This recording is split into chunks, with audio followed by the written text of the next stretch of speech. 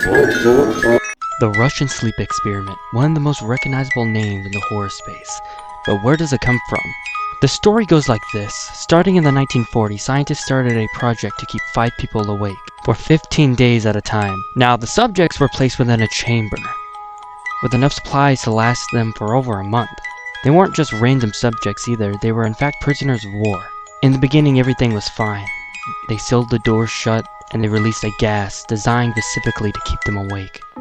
After 5 days, they started to experience severe paranoia. They completely stopped talking to one another. Instead, they would whisper into the microphone. After 9 days, they started to lose their mind. Screaming began on for hours, to the point where they could only produce squeaks. They as well started tearing the room apart and smearing feces everywhere, including the glass portholes where the researchers were watching. After that, it went completely quiet. After a few more days passed, there was still no sound. The researchers believed that they might have been dead, but the oxygen usage showed that they were alive. In fact, the usage showed that it was abnormally high. On day 14, they wanted to open the chamber, fearing that they were dead or vegetables at this point. They told the subjects through the intercom that they're coming in, and their compliance would be met with their freedom. And finally the subjects spoke, and they said, "We no longer want to be free." They drained the gas from the room and opened the chamber door. The subjects started begging for them to turn the gas back on. When the soldiers went in to retrieve them, they began screaming, but so did the soldiers. What they saw horrified them. 4 of the 5 subjects were still alive. Most of the rations for the 30-day period weren't even touched. The subject that died was ripped apart, his body scattered across the room, pieces of his flesh stuffed the drains. The injuries were shown to be self-inflicted. The abdominal organs below the ribcage of all 4 test subjects had been removed. The skin and most of the muscles attached to the ribs had been ripped off, exposing the lungs through the ribcage. All the blood vessels and organs remained intact, but had been taken out and laid on the floor. The digestive tract of all 4 could be seen to be working. It quickly became apparent that what they were digesting was their own flesh. To everyone's surprise, the test subjects put up a fierce fight in the process of being removed from the chamber. One of the Russian soldiers died from having his throat ripped out, and another one was gravely injured by having his testicles ripped off and an artery in his leg severed. Another 5 soldiers lost their lives, if you count the ones that committed suicide in the following weeks after the incident. In the struggle, one of the 4 living subjects had his spleen ruptured and bled out almost immediately. The medical researchers attempted to sedate him. He was injected with more than 10 times the human dose of morphine. His heart was seen to beat for a full 2 minutes after he bled out, to the point where there was more air in his vascular system than blood. Even after a stop, he continued to scream and flail for another 3 minutes, struggling to attack anyone in reach, and just repeating the word, "More," over and over, weaker and weaker until he finally fell silent. With only 3 of the 5 subjects remaining, they decided to take the most injured one to the only surgical room in the facility. When there, the researchers strapped him down and attempted to apply the sedative. However, once the anesthetic gas was brought out, he began thrashing around, breaking 9 of his bones in the process, from the force of his own muscles. Shortly after the anesthetic gas was given and he was put under, his heart stopped and he died. The second surviving subject shook his head violently when they brought the anesthetic gas. They asked if he wanted the surgery without it, to where he shook his head yes. The subject was unable to speak due to destroying his own vocal cords during his time in the experiment. During the surgery to put his organs back in, he didn't react, other than smiling to the assistant nurse whenever their eyes met.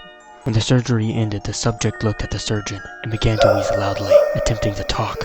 Assuming this must be something important, the surgeon had a pen and pad fetched so the patient could write his message. He wrote, "Keep cutting."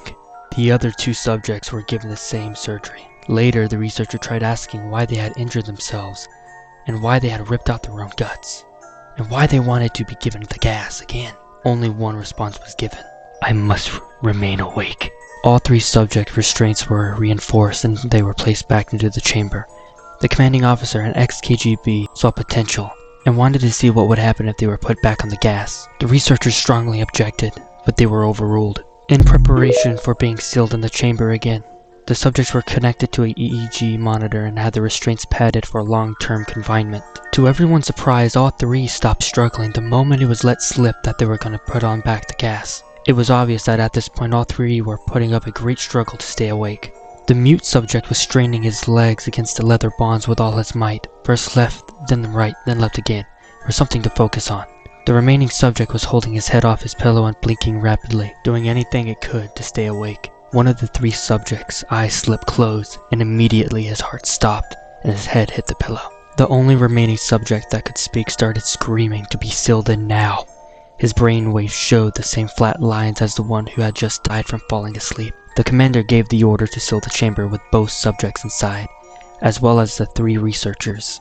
One of the named three immediately drew his gun and shot the commander point blank between the eyes, then turned the gun on the mute subject and blew his brains out as well. He then pointed his gun at the remaining subject, still restrained to a bed, as the remaining members of the medical and research team fled the room. "I won't be locked in here with these things, not with you," he screamed at the man, strapped to the table. "What are you?" he demanded. "I must know." The subject smiled. "Have you forgotten so easily? We are you. We are the madness that lurks within you all, begging to be free at every moment in your deepest animal mind. We are what you hide from in your beds every night. We are what you sedate into silence and paralysis when you go to the nocturnal haven where we cannot tread." The researcher paused, then aimed at the subject's heart and fired. The EEG flatlined as the subject weakly choked out. "So nearly free." So there you have it for the Russian sleep experiment creepypasta. Now if you're anything like me, you may have believed that the story was actually real. It is not. It is. I hate to break it to you, but it isn't.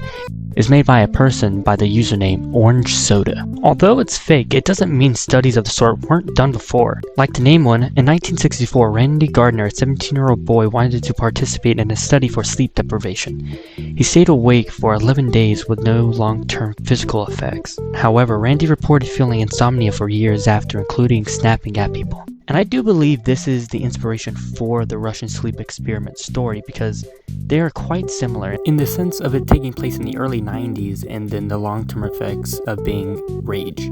Now, fun fact about this iconic picture here is it actually does have an origin and we know exactly where it comes from. In fact, it is a Halloween prop and you can probably buy it today. You can look it up online. I mean, it's expensive, but you can get it to this day. Now, I always loved this creepypasta growing up because it seems in a way realistic, at least in the first half, even though it kind of goes off the rails towards the end with the cheesy dialogues. But it'll always be one of my favorites, I think.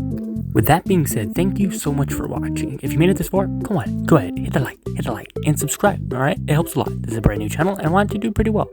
Alright, I'm enjoying it a whole lot, so thank you so much for watching. Goodbye.